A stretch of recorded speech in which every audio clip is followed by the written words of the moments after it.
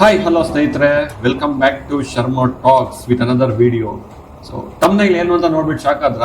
ತಡ ಮಾಡೋದು ಬೇಡ, ಬನ್ರಿ ಸ್ಟಾರ್ಟ್ ಮಾಡೋಣ. ಈಗ ಹಳೆ ಕಾಲದ ಹಾಡುಗಳು ಹೆಂಗೆ ಹೊಸದಾಗಿ ಕೇಳಿಸುತ್ತೋ ಅದೇ ರೀತಿ ಈ ಗಾಡಿನ ಹೊಸದಾಗಿ ಕಾಣಿಸುತ್ತೆ.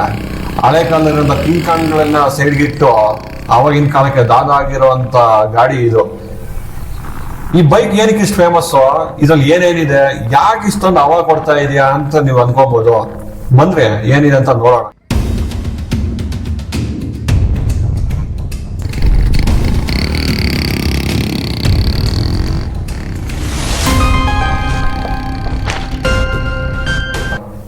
ನೈನ್ಟೀನ್ 85 ಅಲ್ಲಿ ಹೀರೋ ಅವರು ಸೈಕಲ್ ಮ್ಯಾನುಫ್ಯಾಕ್ಚರ್ ಮಾಡೋದನ್ನ ಬಿಟ್ಬಿಟ್ಟು ಬೈಕ್ ರೆಡಿ ಮಾಡೋಣ ಅಂತ ಬರ್ತಾರೆ.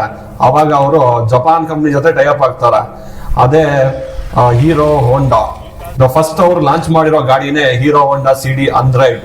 ಅದು 4 ಸ್ಟ್ರೋಕ್ ಇಂಜಿನ್ ಜೊತೆ ಲಾಂಚ್ ಮಾಡ್ತಾರೆ ಫಸ್ಟ್ ಟೈಮ್ ಇಂಡಿಯಾನಲ್ಲಿ. Fill it, shut it, forget it ಅಂತ ಕೊಟೇಶನ್ ಇಟ್ಕೊಂಡು ಬಂದಂತ ಈ ಗಾಡಿ 2 ಸ್ಟ್ರೋಕ್ ನ ಎಲ್ಲಾ ಬೈಕ್ ಗಳನ್ನ ಸೈಡ್ ಇಟ್ಟು 90s ಮಾರ್ಕೆಟ್ ನ ಆಳ್ತಾ ಇದ್ದಂತ ಅವಾಗಿನ ಯಮಹಾ RX100, ಸುಜುಕಿ ಸಮರೈಗಳಂತ ಕಿಂಗ್ ಕಾಂಗ್ ಗಳನ್ನೆಲ್ಲ ಸೈಡ್ಗೆ ತಳ್ಳಿ ಸೇಲ್ಸ್ ಕಿತ್ಕೊಂಡು ಹೋಗೋ ತರ ಅವಾಗ ಕ್ರಿಯೇಟ್ ಮಾಡಿದ್ದು.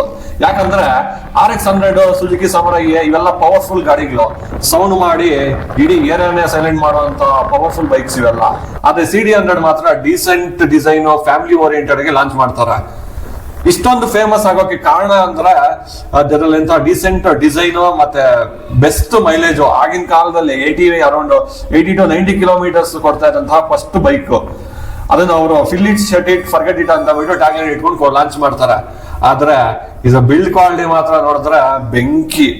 ಇವಾಗಿರೋ ಬೈಕ್ ಗಳನ್ನ ನೋಡಿದ್ರೆ ಸಖತ್ತಾಗಿದ್ರು ಒಳಗಡೆ ದಮ್ಮಿಲ್ಲ. ಆದ್ರೆ ಈ ಹಳೆ ಗಾಡಿ ಮಾತ್ರ ವರ್ಲ್ಡ್ ಇಸ್ ಗೋಲ್ಡ್. ಇನ್ನು ಇವಾಗಿರೋ ಜೆನ್ಸಿ ಜನರೇಷನ್ ಎಲ್ಲ ಇದಕ್ಕೆ ಬಗ್ಗೆ ಏನ್ ಗೊತ್ತಿದ್ರು. ಅವಾಗ ನಮ್ ಕಾಲದ ಅಪ್ಪನ ಅಂಕಲ್ಗೆ ಕೇಳ್ಬೇಕು ಈ ವಿಂಟೇಜ್ ದಾದಾಗಳಿಗೆ ಏನ್ ತಾಕತ್ತಿದೆ ಅಂತ. ಇವಾಗ ಈ ಗಾಡಿಗಳೆಲ್ಲ ನೋಡಕ್ಕೆ ಸಿಗೋ ತುಂಬಾನೇ ಕಷ್ಟ ಆದ್ರೂ, ಆದ್ರೆ ಯಾರು ಬೈಕ್ ಲವರ್ಸ್ ಮತ್ತೆ ವಿಂಟೇಜ್ ಕಲೆಕ್ಷನ್ಸ್ ಇದ್ರೆ ನೋಡ್ರೆ ಅವ್ರ ಹತ್ರ ಈ ಗಾಡಿ ಮಾತ್ರ ಇದ್ದೇ ಇರುತ್ತೆ. ಇನ್ನು ಈ ಬೈಕ್ ಅವಾಗಿನ ನಮ್ಮ ಅಂಕಲ್ ಹುಡುಗಿರ್ನ ಪಡಾಯಿಸಕ್ ಯೂಸ್ ಮಾಡ್ತಾ ಇದ್ರು ಅಂತ ಕೇಳ್ಪಟ್ಟೆ. ಆದ್ರೆ ಹುಡುಗಿ ಹಳ್ಳಿಯಲ್ಲಿ ಇದ್ರು, ಡೆಲ್ಲಿಲಿ ಇದ್ರು, ಹೋಗಿ ಬರೋ ಅಷ್ಟು ಸೀಟ್ ಕಂಫರ್ಟ್, ಒಳ್ಳೆ ಗ್ರೌಂಡ್ ಕ್ಲಿಯರೆನ್ಸ್ ಕೊಟ್ಟಿದ್ರು ಅವಾಗಿನ ಹೀರೋ ಹೋಂಡಾ ಕಂಪನಿಯವರು. ಇನ್ನು ಇದನ್ನ 60 to 70 ಓಡಿಸ್ತಾ ಇದ್ರೆ ಒಳ್ಳೆ ಆಯಬುಜಾ ರೇಂಜ್ಗೆ ಫೀಲ್ ಆಗುತ್ತೆ.